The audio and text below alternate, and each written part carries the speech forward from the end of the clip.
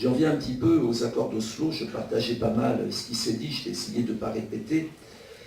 1988, à Alger, l'OLP reconnaît Israël dans ses frontières de 1949, accepte de limiter le futur État palestinien à 22% de la Palestine historique. En même temps, l'intifada a commencé, et en même temps, il existe depuis 1982 en Israël un assez puissant mouvement pacifiste qui a été capable de mettre des centaines de milliers de personnes dans la rue au moment des massacres de Sabra et Shatila et de l'invasion du Liban. Ce virage de la direction palestinienne de 1988 va aboutir 5 ans après à la signature des accords d'Oslo. Et là, je partage un peu ce qui a été dit. La seule chose qui est nouvelle chez les dirigeants israéliens, c'est quoi? C'est que pour la première fois, ils enlèvent le mot arabe pour mettre le mot palestinien. Et c'est qu'ils reconnaissent quoi? Ils reconnaissent l'OLP comme représentant des Palestiniens. Mais à aucun moment, ils n'ont reconnu ni l'État, ni la possibilité d'un État. Et j'avais envie de dire dans la discussion précédente qu'à mon avis, les négociateurs palestiniens ont été naïfs sur un point, c'est qu'ils méconnaissaient la nature du sionisme. Je pense, ça, je suis prêt à en discuter, je pense que là-dessus, il y a quelque chose qu'ils n'ont pas compris. En tout cas, de leur part, de leur point de vue, les accords devaient aboutir sur un État palestinien sur l'ensemble des territoires occupés depuis 1967. Or, on le sait maintenant, mais est-ce que l'opinion était neutre là-dedans? Je l'ai expliqué que non. Aucune des questions fondamentales, ni la colonisation, ni les frontières, ni la souveraineté, n'a été conclue à Oslo. Et pire, dans les 18 mois, 17 je crois, qui séparent les accords d'Oslo de l'assassinat d'Yitzhak Rabin, 60 000 nouveaux colons sont installés. Ce qui en dit quand même assez long sur l'idée d'une paix fondée sur l'égalité des droits et la justice. Elle n'était pas franchement en gestation. Là. Du point de vue de l'opinion israélienne, parce qu'elle a suivi, ce qu'on doit dire, c'est qu'il y avait pour les Israéliens une occasion historique fantastique d'être acceptés légitimement comme une composante de la région.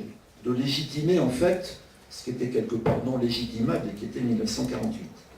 Et cette idée-là a été totalement dilapidée, parce que là, tous les propos l'ont clairement dit, sur l'échec total du processus de Oslo, il est venu totalement, en gros, les Israéliens demandaient une capitulation, ça doit s'appeler un petit peu comme ça.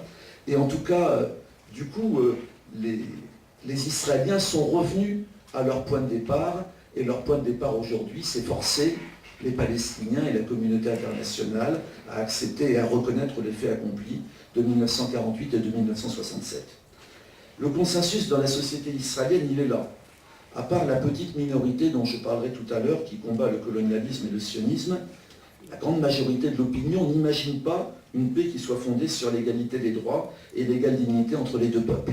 Pour la majorité des Israéliens, le Palestinien est quelque part un terroriste en puissance, et la seule démocratie de la région, c'est évidemment Israël. On oublie de dire évidemment une démocratie pour les Juifs, mais pour les Palestiniens, c'est plutôt quelque chose de beaucoup plus horrible. Et les sionistes de gauche, ceux qui ont été à l'origine, notamment des accords d'Oslo, ou plus tard de l'initiative de Genève, ils sont aujourd'hui très silencieux, ils sont aujourd'hui dans une situation où ils ne peuvent plus avancer. Pourquoi? Parce que, quelque part, leur point de vue était de défendre avant tout la question de la légitimité d'Israël, la défense de l'État juif. Ils pensent que ça, c'est pas négociable.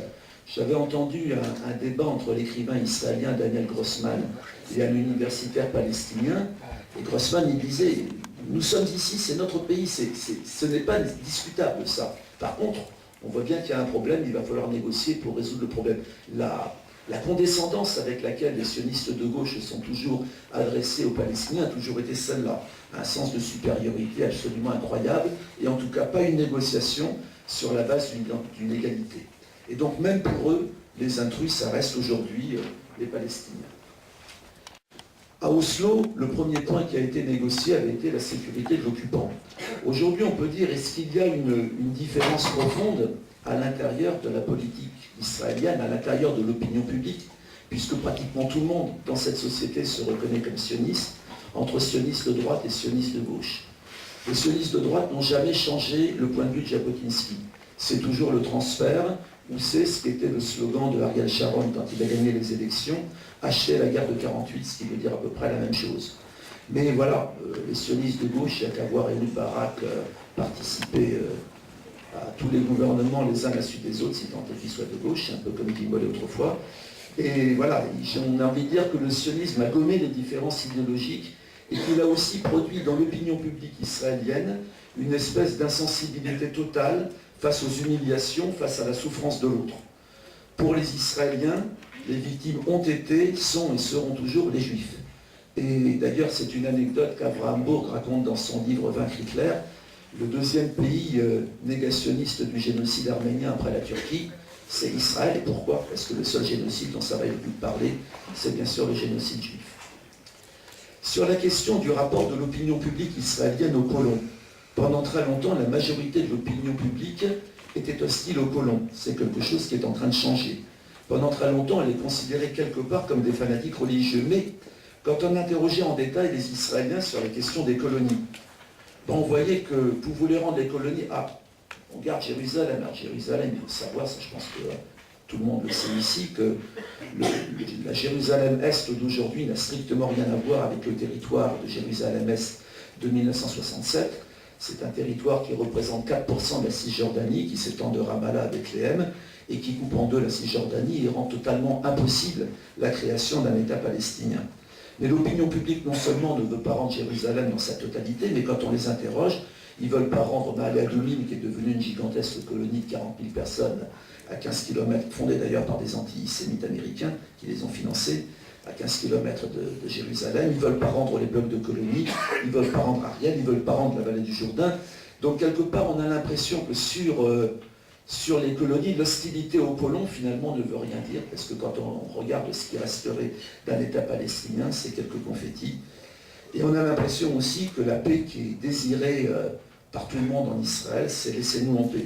Mais l'idée que cette paix, ce sera l'égalité des droits, elle reste extrêmement minoritaire. C'est toujours une question de légitimité, c'est toujours une question de réécriture de l'histoire, et c'est toujours une question pour les Israéliens qu'ils sont certains aujourd'hui que négocier sur la base de l'égalité, à terme pour eux, c'est les Juifs à la mer.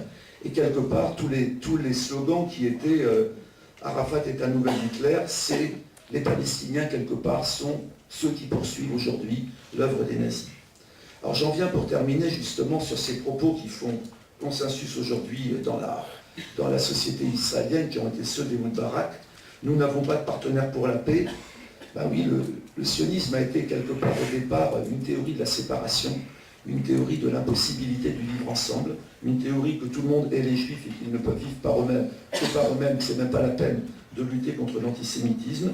Et donc pour les Israéliens aujourd'hui, toute espèce de paix ne peut reposer que sur un déséquilibre total des forces, sur une domination politique, économique et militaire d'Israël. Chaque fois que les Israéliens se sont retrouvés avec des négociateurs palestiniens laïcs, parlant hébreu, comprenant parfaitement l'importance du génocide et tout, ils les ont roulés dans la farine, ils n'ont fait aucune concession. Il y a en fait quelque part un consensus en Israël sur l'idée de la domination. Par exemple, le fait que près de la moitié des élus palestiniens, ministres, députés ou maires des grandes villes soient en prison, toutes tendances confondues, ça fait consensus. Il pourrait y avoir en Israël l'idée que le Fatah, c'est peut-être plus conciliant que le Hamas, on pourrait négocier avec eux. S'ils le voulaient, ils auraient libéré Marwan Barghouti. Il y a un consensus en Israël pour ne pas libérer Marwan Barghouti. Il y a des mots comme ça que le micro ne peut pas entendre. Bon, j'ai compris quand même.